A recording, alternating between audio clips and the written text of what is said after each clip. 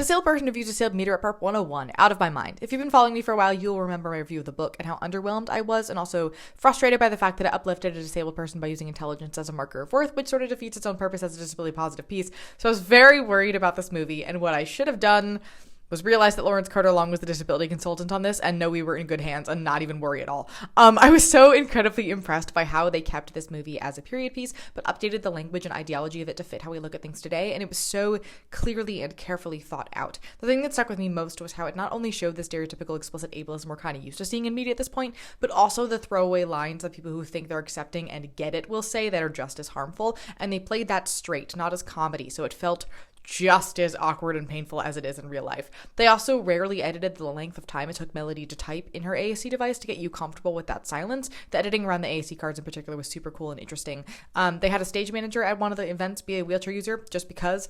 They show the ableist teacher not as the stereotypical super strict older teacher, but as the young, cool one who everybody likes, which I've never seen done before and is so incredibly important.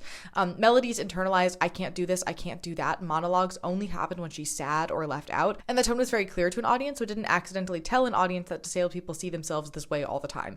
It was so incredibly done, and I genuinely had a hard time watching it because of how real it felt at moments, but I'm also so glad that this exists, and it should definitely be used as the poster child for how to upgrade an outdated work.